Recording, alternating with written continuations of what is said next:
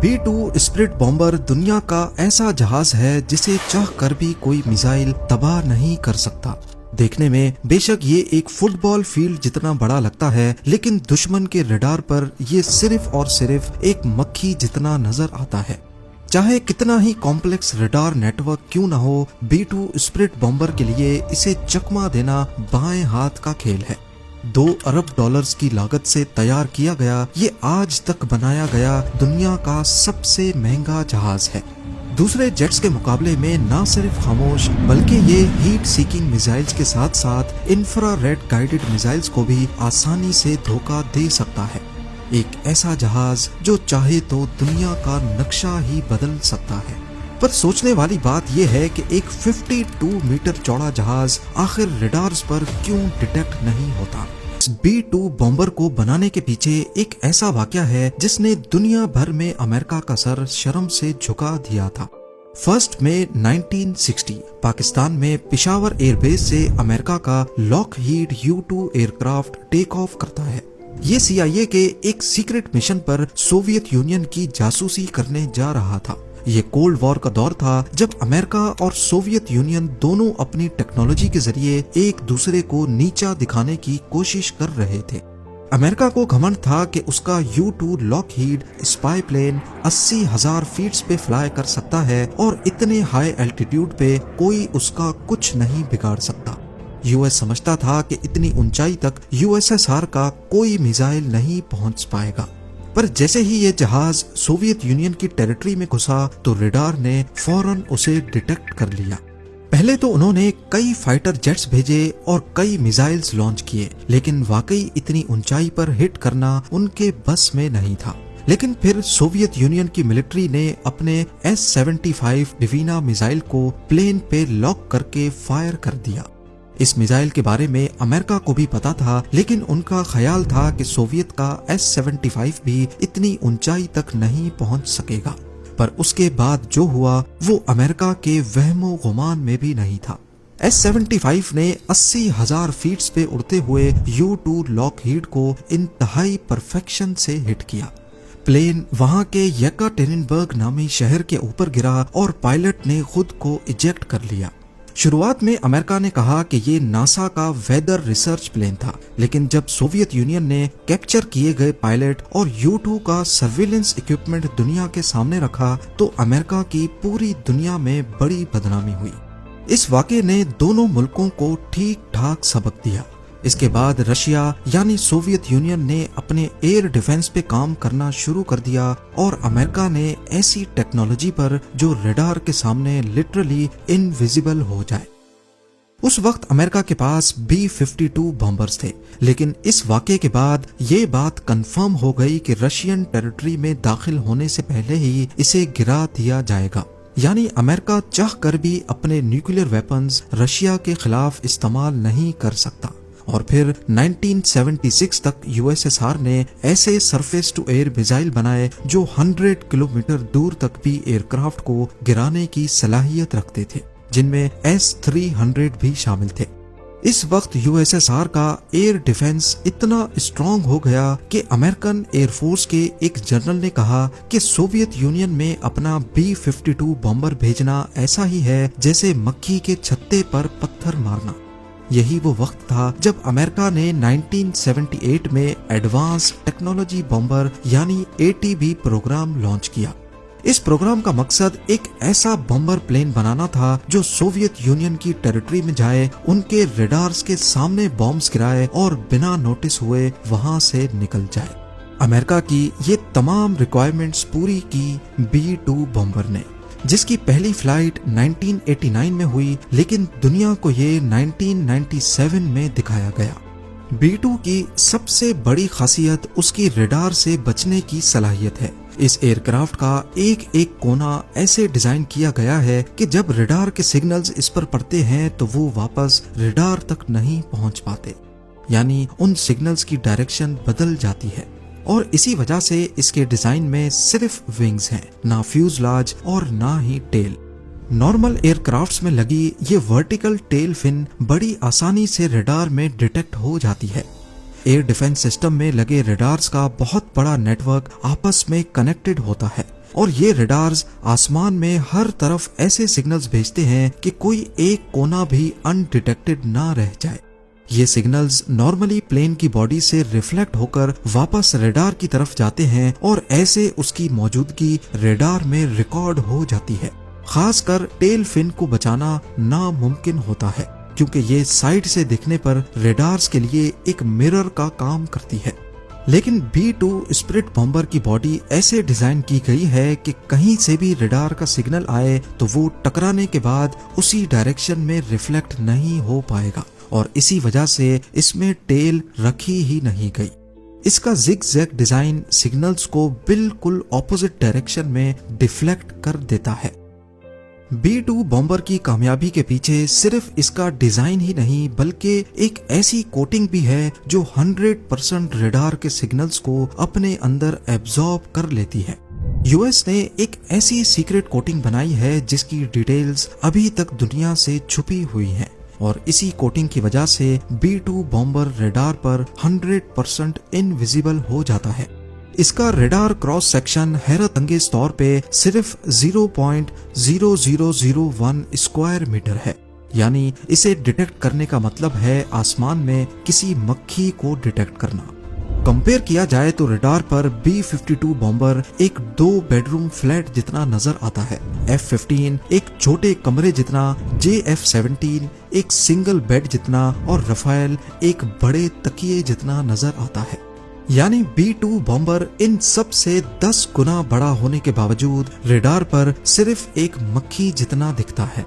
Aviation security की दुनिया में इस टेक्नोलॉजी को स्टेल्थ कहा जाता है और इसकी बुनियाद B-2 बॉम्बर से ही रखी गई। B-2 स्पिरिट बॉम्बर में सिर्फ दुश्मन के रडार से बचने की काबिलियत ही नहीं बल्कि इसका लो हीट सिग्नेचर इंफ्रारेड और हीट सीकिंग मिसाइल्स को भी चकमा दे सकता है। नॉर्मली एयर डिफेंस सिस्टम्स में इंफ्रारेड सर्वेलेंस सिस्टम्स भी होते हैं।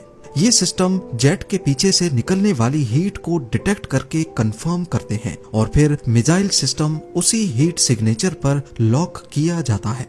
लेकिन B-2 बॉम्बर के इंजन इसकी बॉडी के अंदर छुपाए गए हैं। जेट इंजन में कंबस्शन होने के बाद गर्माइश डायरेक्टली बाहर नहीं निकलती बल्कि पहले उसे बाहर की ठंडी हवा के साथ मिक्स किया जाता है, जिसकी वजह से B-2 बॉम्बर अपने पीछे कोई हीट सिग्नेचर नहीं छोड़ता और यही चीज B-2 को दुनिया का सबसे कम हीट सिग्नेचर छोड़ने वाला एयरक्राफ्ट बनाती है।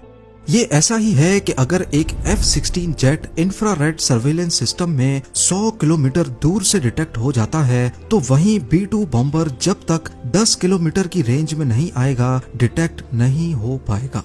पर ये इतना नीचे उड़ता ही नहीं जो कभी इंफ्रारेड रडार पर भी डिटेक्ट हो सके। B-2 बॉम्बर हैरत अंगेज तौर पे 15,000 मीटर या फिर 50,000 फीट पे उड़ने की काबिलियत रखता है। इतनी ऊंचाई पर उड़ने की वजह से ये ना सिर्फ इंफ्रारेड रडार से बच सकता है बल्कि ऊपर एटमॉस्फेयर पतला होने के बायस जहाज पर ड्रैग कम पड़ता है और फ्यूल एफिशिएंसी बेहतर हो जाती है, जिसकी वजह से ये और ज्यादा डिस्टेंस ट्रेवल कर सकता है। अपने फुल टैंक में B-2 बॉम्बर 11,000 किलोमीटर का डिस्टेंस बड़ी आसानी से तय कर सकता है। अब यहाँ आपको लग रहा होगा कि इसका रडार और इंफ्रारेड सर्वेलेंस सिस्टम पे नजर ना आना शायद यही इसकी खास बात है, लेकिन नहीं। B-2 बॉम्बर को असल स्टेल्थ बॉम्बर बनाता है इसका ECM यानी इलेक्ट्रॉनिक काउंटर मेजर्स। B-2 के अंदर हाई टेक ECM सिस्टम्स लगे हुए हैं जो पहले ये देखते हैं कि दुश्मन के रडार की क्या फ्रीक्वेंसी है, फिर उसी फ्रीक्वेंसी पे झूठे सिग्नल्स भेजते हैं जिससे रडार पर B-2 की गलत लोकेशन शो होती है या फिर 20 अलग अलग लोकेशंस पर B-2 नजर आने लगता है जबकि असल में वो सिर्फ एक जगह ही होता है। ये सिस्टम रडार के सिग्नल को रिकॉर्ड करता है और उसे मॉडिफाई करके वापस भेज देता है। रडार को लगता है कि ये सिग्नल जेन्युइन है पर असल में वो झूठ होता है। और सबसे मजे की बात, ये ECM सिर्फ उसी रडार को गलत सिग्नल भेजता है जिसने उसे डिटेक्ट किया हो, ताकि दुश्मन को लगे कि शायद रडार में कोई नॉइज या एरर आया है। अगर तमाम ही रडार्स में गलत सिग्नल भेजे जाएंगे तो दुश्मन को शक हो सकता है। B-2 बॉम्बर की बॉडी में ज्यादातर कार्बन ग्रेफाइट कंपोजिट मटेरियल का इस्तेमाल हुआ है। इस जहाज को टुकड़ों में बनाया गया और फिर इस तरह जोड़ा गया जैसे स्विस वॉच मेकर हर पुर्जे को पूरी परफेक्शन से जोड़ता है। अब आते हैं इसके पे लोड पर। यह हैरानकुन तौर पे 18,000 केजी का बारूदी मवाद उठा सकता है, यानी करीब 15 गाड़ियों का लोड। ये अपनी बेली के अंदर 80 जेडैम्स छुपा सकता है, जो कि GPS गाइडेड बॉम्ब्स होते हैं, 16 B-83 न्यूक्लियर बॉम्ब्स और 16 AGM-158 जैसम मिसाइल्स, जो कि स्टेल्थ क्रूज मिसाइल्स होते हैं। ये बॉम्ब्स B-2 के इंटरनल बे के अंदर फिट किए जाते हैं और दरवाजा बंद हो जाता है ताकि फ्लाइट के दौरान स्टेल्थ बरकरार रहे। रेंज की बात की जाए तो ये अमेरिका से रशिया जाकर वापस आ सकता है, और अगर हवा में ही रिफ्यूलिंग की जाए तो B-2 बॉम्बर दुनिया के किसी भी कोने तक जा सकता है। अफगानिस्तान वॉर के दौरान B-2 बॉम्बर ने USA में मिजोरी एयरफोर्स बेस से टेक ऑफ किया। 9,500 किलोमीटर का फासला तय करके अफगानिस्तान में बॉम्बिंग्स की और बिना लैंड किए वापस चला गया। इस दौरान बीच में सिर्फ एक मिड एयर रिफ्यूलिंग की जरूरत पड़ी। इस पूरे मिशन में B-2 बॉम्बर लगातार 45 घंटों तक फ्लाई करता रहा और किसी एक भी रडार पर यह नमूदार ना हो सका। इसके अलावा 1999 में ऑपरेशन अलाइड फोर्स के दौरान भी इसे सर्बिया में बॉम्बिंग्स के लिए इस्तेमाल किया गया। 2003 में ऑपरेशन इराक फ्रीडम और 2011 में ऑपरेशन ओडेसी डॉन में भी B-2 ने लीबिया में बॉम्बिंग्स की। B-2 स्प्रिट बॉम्बर किसी भी मौसम में और किसी भी कंडीशन में फ्लाई कर सकता है। बेशक GPS सैटेलाइट्स ही तबाह क्यों ना हो जाएं, अपने बैकअप सिस्टम्स को इस्तेमाल करते हुए ये स्टार्स को देखकर भी खुद उड़ता रहता है। इसमें लगे हाई टेक सोनार कैमरास B-2 बॉम्बर को दुनिया का सबसे बड़ा ऑब्स्टिकल अवॉइडेंस प्लेन बनाते हैं। ये अपने आप टेरेन को आइडेंटिफाई करके उसके हिसाब से फ्लाई करता रहता है। अब क्योंकि ये एक बहुत बड़ा विंग है और इसमें कोई टेल, रडर या एलिवेटर नहीं होते, तो इसकी स्टेबिलिटी इतनी परफेक्ट नहीं है कि पायलट इसे बिना कंप्यूटर की मदद के उड़ा सके। इसमें लगा है दुनिया का सबसे कॉम्प्लेक्स कंप्यूटर सिस्टम, जो हर वक्त इसकी रोल और पिच मूवमेंट को एडजस्ट कर रहा होता है। पायलट सिर्फ कंप्यूटर को कमांड देता है कि टर्न करना है, उसके बाद कंप्यूटर खुद ही जहाज को पायलट की जरूरत के मुताबिक टर्न करता है। अब जाहिर है इतना एडवांस्ड और दुनिया का सबसे सिक्योर्ड प्लेन काफी महंगा भी होगा।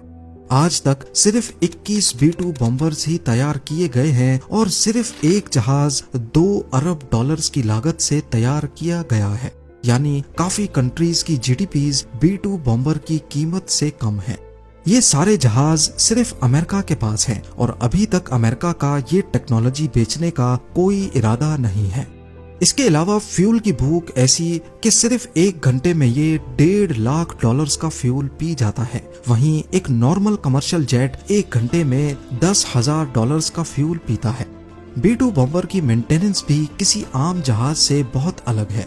हर फ्लाइट के बाद पूरे जहाज को सॉफ्ट वॉश किया जाता है और इस पर दोबारा से सीक्रेट स्टेल्थ कोटिंग की जाती है। पूरी बॉडी के हर कोने का चेकअप होता है कि कहीं कोई छोटा सा भी सुराख या डेंट तो नहीं है, क्योंकि अगर इसकी बॉडी में एक मच्छर जितना भी डेंट पड़ गया तो ये अपनी स्टेल्थ बरकरार रखने की काबिलियत खो सकता है। उम्मीद है ज़ेम टीवी की ये वीडियो भी आप लोग भरपूर लाइक और शेयर करेंगे। आप लोगों के प्यार भरे कमेंट्स का बेहद शुक्रिया। मिलते हैं अगली शानदार वीडियो में।